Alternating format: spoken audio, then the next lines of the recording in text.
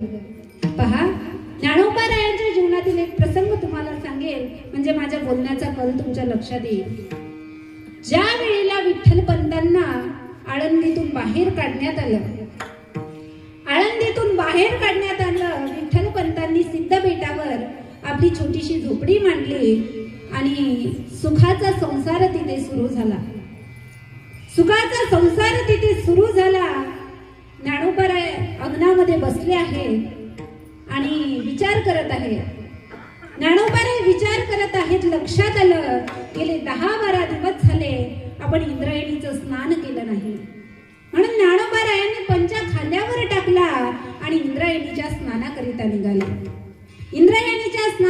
निघाले. काठावर येऊन पोचले, पंचा खाली ठेवला, स्नानाकरिता जाणारच तोवर समोरून आवाज आला.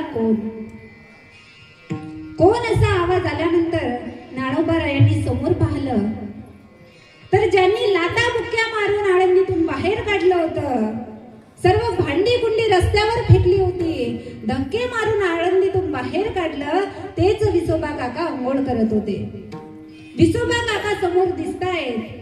ज्ञानोबारायांनी उत्तर दिलं, काका मी आहे ज्ञानदेव, विठ्ठलपंतांचा ज्ञानदेव.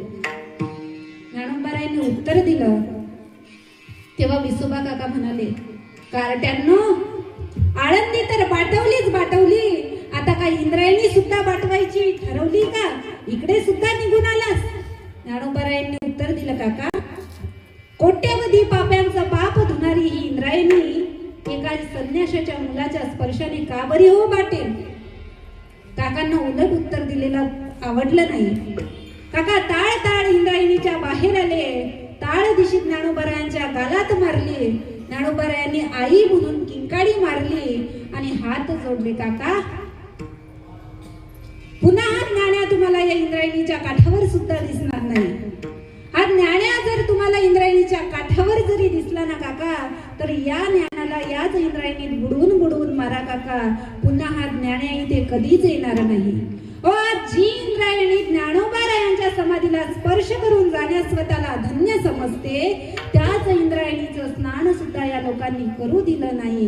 अनंत यातना संतांच्या जीवनामध्ये आहेत, अनंत यातना की त्याचं वर्णन सुद्धा आपण करू शकत नाही, कल्पना सुद्धा आपण करू शकत नाही. परंतु त्या संत महात्म्यांनी इतक्या यातना असून सुद्धा त्या भगवंताची भक्ती केली, नामस्मरण केलं का? तर त्यांच्या चित्तामध्ये समाधान होतं.